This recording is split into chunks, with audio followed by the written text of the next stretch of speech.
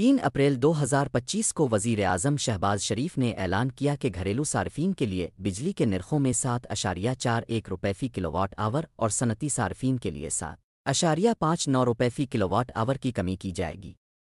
اس کمی کے بعد گھریلو صارفین کے لیے اوسط نرخ 34.47 روپے اور صنعتی صارفین کے لیے 40.60 روپے فی کلو واٹ آور ہو جائیں گے۔